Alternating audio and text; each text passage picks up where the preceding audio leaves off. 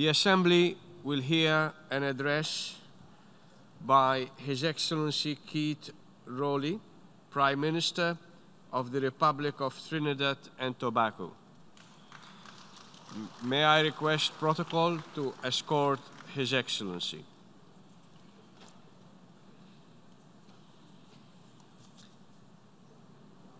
I have great pleasure in welcoming the Prime Minister of the Republic of Trinidad and Tobago, and I invite him to address the General Assembly. Mr. President, it is indeed a distinct honor to address for the first time this august Assembly of States, entrusted with the responsibility of charting the way forward on the wide array of issues that impact our collective development.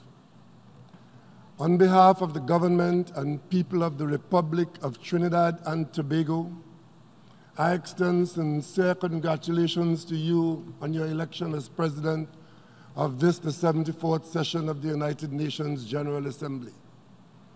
We look forward to the excellence you will demonstrate and thank you for the steady hand of leadership you bring to this high office. Allow me, Mr. President, to extend also our gratitude to your predecessor, Her Excellency Maria Fernanda Espinosa Garces of Ecuador, who served with great distinction as the first female from the Latin American and Caribbean region to be elected President of the General Assembly. Mr. President, as we approach the 75th anniversary of the establishment of the United Nations, a challenging road lies ahead, unless we collectively do what is necessary to alter the current trajectory of global events. We continue to note with alarm the number of persons living in poverty, the innumerable threats posed by the effects of unmitigated climate change, and the continued exclusion of the most vulnerable in our societies with respect to the access to education, social protection, and health care. Mr. President, migration, violent extremism, the scourge of terrorism, the threat of violent conflict, and the spread of communicable diseases, such as the recent resurgence of Ebola and measles, are pressing challenges that transcend the borders of individual countries. We have witnessed extreme flooding, droughts, coral bleaching, rising sea levels, heat waves, and devastating hurricanes with increasing strength and frequency in many parts of the world. And in this regard, it was with profound sadness that we witnessed just a few weeks ago the horrific destruction of our CARICOM neighbor by Hurricane Dorian, which sat on the small islands of the Bahamas for almost 30 hours. I join with other speakers in offering our deepest condolences to the government and people of the Commonwealth of the Bahamas on the loss of life and extensive destruction of properties and livelihoods as a result of this unprecedented weather event. Trinidad and Tobago stands in solidarity and strong support of our brothers and sisters in the Bahamas. As a family of nations, Mr. President, the challenges we face require us to place emphasis on the multilateral approaches rather than unilateral ones. We should be strengthening our partnerships through mutual respect and cooperation. This approach would allow us to regain some ground in reversing the current patterns of growing inequality and insecurity, and transform current circumstances to the benefit of all humanity. It is against this backdrop that I welcome the opportunity to share the perspectives of Trinidad and Tobago on the appropriately selected theme for this general debate, namely, galvanizing multilateral efforts for poverty eradication, quality education, climate action, and inclusion. Mr. President, in Trinidad and Tobago, Since 1956, our citizens have been central to our development, and in fact, our people remain our greatest assets. We must create a society in which all basic needs are met, and each individual is valued and given the opportunity to participate and to contribute. This means that we must ensure food security and eradicate poverty, inequality, discrimination, diseases, and address the lack of access to health care, as well as substandard, inhumane living conditions.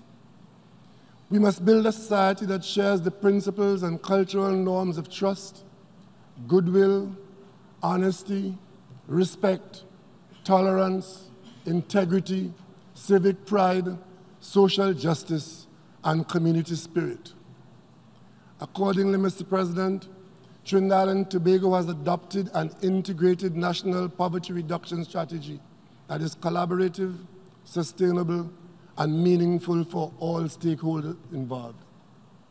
Mr. President, the consolidation of our economic stability and capacity to remain effectively integrated into the global financial and trade architecture remains a priority for my government as we continue the search for measures to strengthen our fiscal resilience through diversification. Our national development ambitions should be buttressed by an enabling international economic environment through international trade, development cooperation, business activity, and finance. We are well aware that financial services play an important role as a contributor to economic growth and international trade and investment.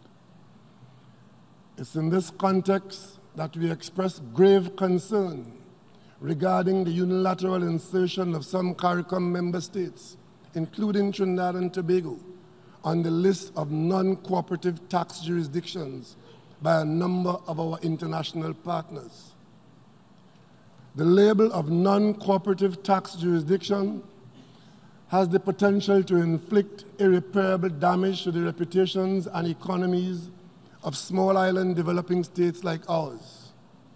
Trinidad and Tobago therefore calls upon our international partners to adopt a more collaborative, just, and fair approach in addressing this issue.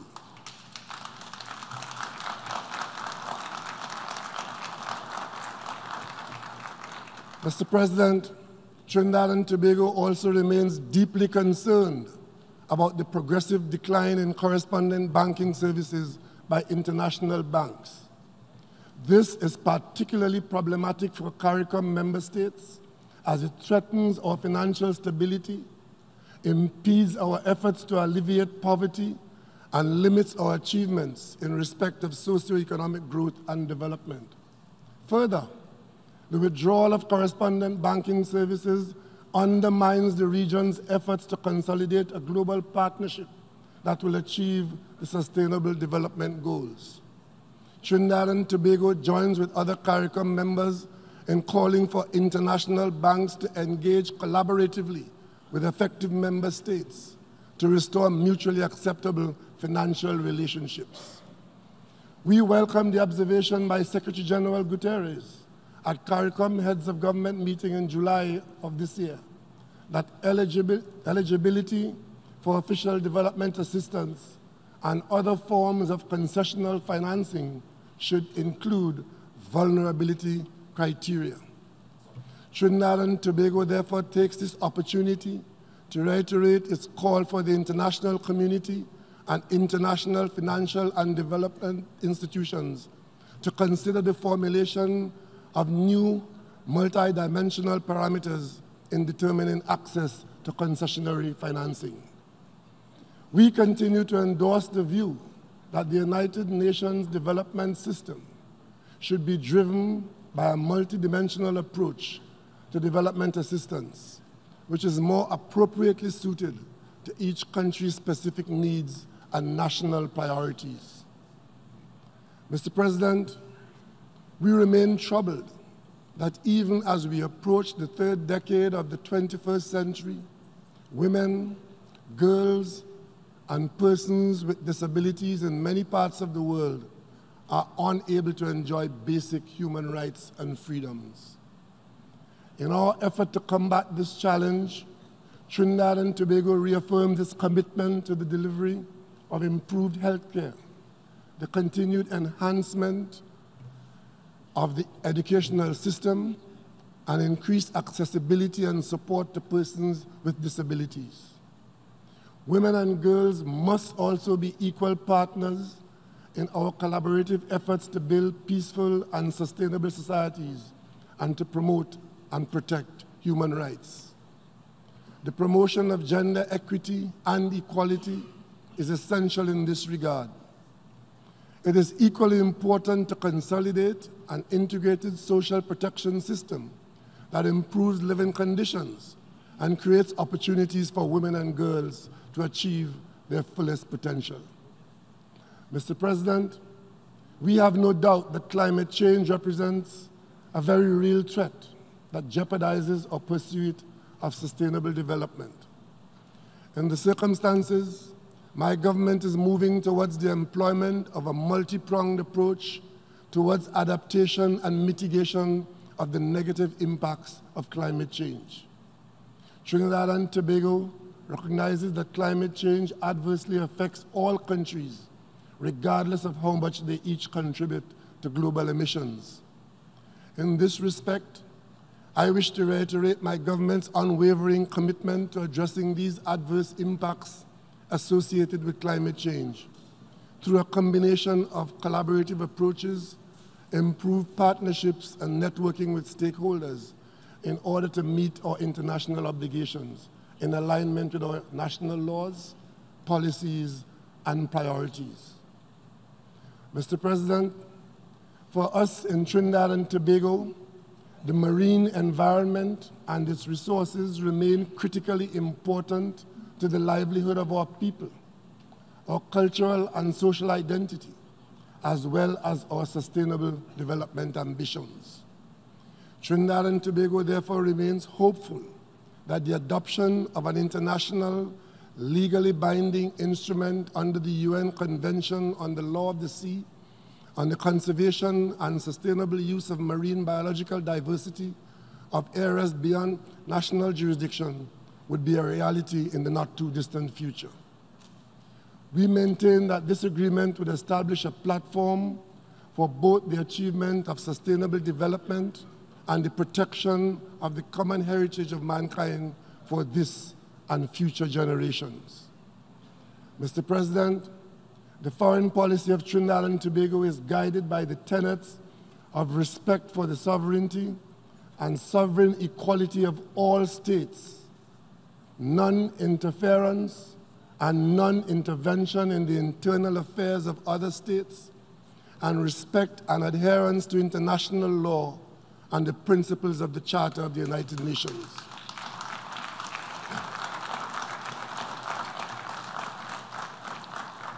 As a small island developing state, we remain fervent in our conviction that despite existing in a world where these well-established principles of multilateralism are under threat, our right to be heard ought not to be diminished or dismissed. Mr. President, for us in the Caribbean region, our sustainable growth and development hinge on the maintenance of peace and security. It is in this context that I turn to the situation facing our closest neighbor, Venezuela, which is located only 7 miles off the coast of Trinidad. Earlier this year, Venezuela became the epicenter of a global standoff that saw the threat of the use of force by external forces against that country. As this worrisome development continued to escalate, Trinidad and Tobago joined with fellow CARICOM member states to push for an urgent de-escalation of tensions and to build a platform for dialogue and negotiations for a peaceful resolution to the situation.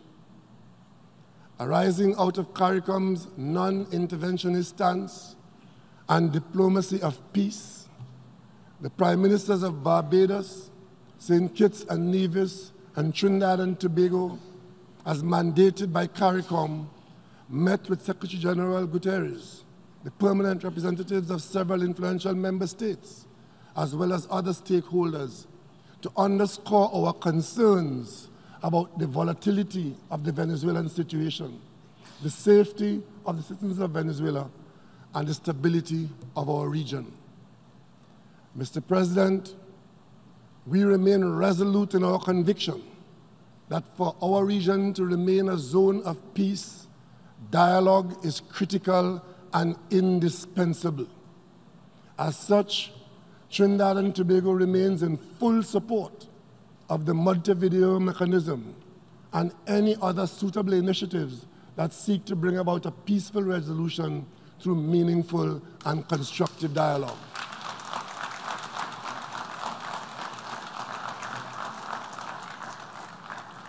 In this regard, I make special mention of the Norwegian government, and I applaud its efforts thus far in bringing both sides to the negotiating table, most recently in Barbados. We recognize that in order to achieve meaningful progress, the negotiation process requires time and patience, and all parties must engage in good faith. We therefore urge external forces not to further engage in unilateral intrusions, which could potentially undermine the negotiations and ultimately cause further hardship for the Venezuelan people. The objective of the international community should be to ensure that both parties are allowed to arrive at conditions for progress in Venezuela, with the ultimate aim of achieving political stability, peace, and economic well-being. The Norwegian CARICOM Montevideo mechanism initiatives are indeed worthy of support towards this end. We are saddened by the recent withdrawal of a party from this sane and sober initiative, but we trust that this development is temporary because only Venezuelans can properly take ownership of their situation, and we of this body can only help them along the path to security and economic stability. Mr. President, for us in Trinidad and Tobago, our sustainable development would be difficult to attain without the management of irregular migration. Trinidad and Tobago has not been unaffected by the influx of migrants from Venezuela. To manage this situation, my government implemented a migrant registration framework, MRF system, for both documented and undocumented persons who entered our country. The aim of the framework is to safeguard the human rights and humanitarian needs of Venezuelan nationals within our borders, while safeguarding national interests such as national security. Those who were registered were granted approval to work for 1 year in the first instance. It should be noted that this registration process afforded those persons the opportunity to be self-funded through employment during their stay in Trinidad and Tobago.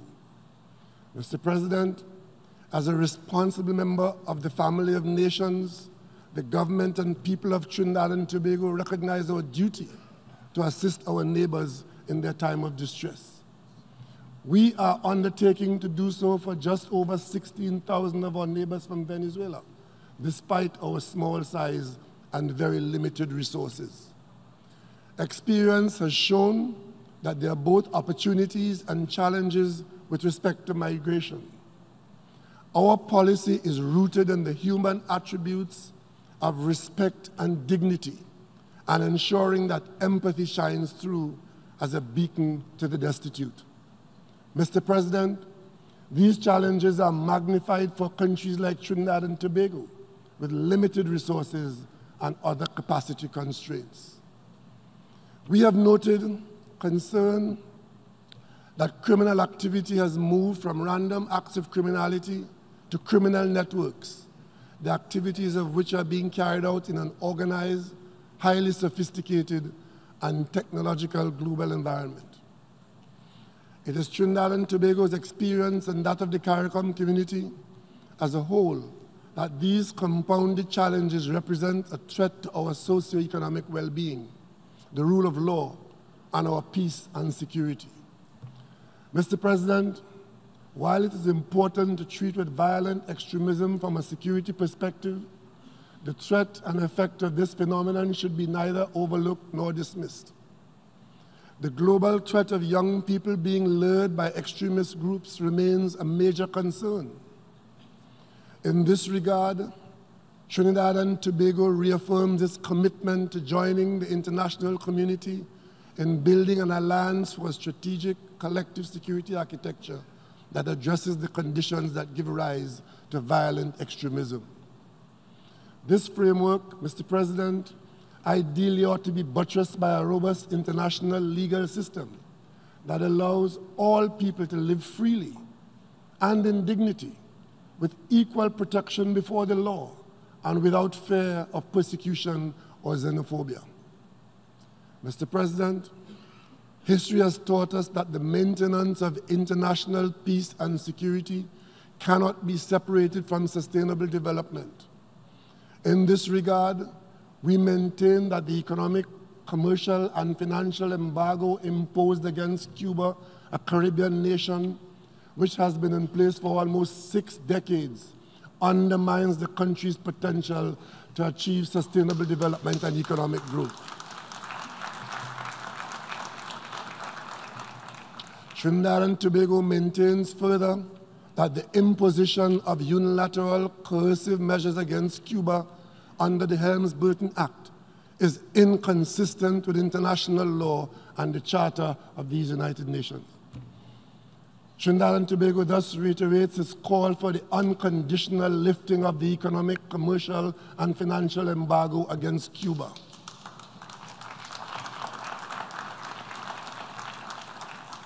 Mr. President, Trinidad and Tobago supports the mandate of the International Criminal Court, the ICC, which is to help put an end to impunity for perpetrators of the most heinous crimes of concern to the international community, as well as to contribute to prevention of such crimes.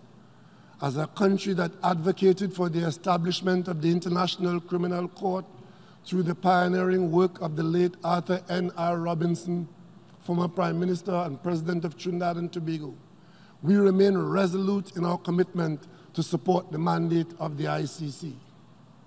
Despite its detractors and other challenges, the ICC continues to be a ray of hope to all victims of crimes within its jurisdiction who are seeking justice. For this reason, we continue to encourage those countries that have not yet submitted to the jurisdiction of the court to do so sooner rather than later, so that it can aptly fulfill its mandate with a completeness as a universal court. Mr. President, Trinidad and Tobago maintains that the use or threat of use of nuclear weapons constitutes a crime against humanity and a violation of international law, including international humanitarian law and the Charter of the United Nations. Lamentably, we have witnessed within recent times the elimination of restraints on nuclear weapons at both the bilateral and multilateral levels. Trinidad and Tobago, as part of the Caribbean community, in 2017, participated in the United Nations conference to negotiate a legally binding instrument to prohibit nuclear weapons, leading towards their total elimination, and welcomed the adoption of the historic treaty to prohibit nuclear weapons.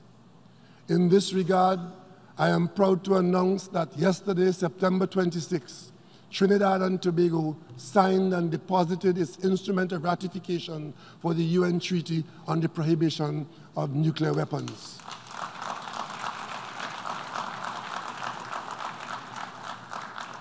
Mr. President, the reform of the Security Council continues to be an area where CARICOM remains actively engaged in its advocacy for early and comprehensive reform. We look forward to the intergovernmental negotiations, an IGN, on Security Council reform in this 74th session, building on the work done during the 73rd session. We therefore reiterate or call for all members to work collaboratively and in the spirit of compromise to reform the Security Council in a manner that would effectively address its functioning and credibility of the Security Council, making it more relevant to the United Nations and better equipped to fulfill its mandate in today's context. As CARICOM, one of our positions for the reform of the Security Council has been advocacy for guaranteed representation and inclusion of small island states, or SIDS, through a dedicated seat to be rotated among SIDS across all regions.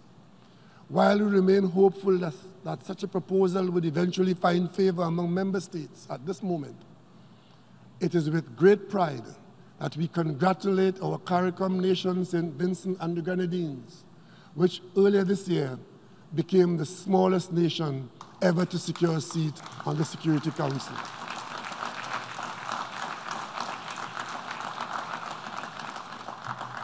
Mr. President, this historic achievement has convincingly demonstrated that our small islands remain indomitable as we continue to make noteworthy contributions in all spheres. At this juncture, I would like to assure this General Assembly of Trinidad and Tobago's continued dedication to the maintenance of international peace and security, which is evidenced in our candidature for membership on the Security Council for the period 2027 to 2028, for what could be the second time in our nation's history. Mr. President, as the United Nations stands on the threshold of celebrating its 75th anniversary, Trinidad and Tobago is pleased to recommit itself to the principles and purposes enshrined in the UN Charter. As member states of the United Nations, we need to recalibrate our efforts towards ensuring that our organization is effective, relevant, and fit for purpose, and that no one is left behind. I am confident that we possess the inherent desire, the will, and the impetus to achieve these goals. Mr. President, on behalf of the people of Trinidad and Tobago and our CARICOM nations, I thank you.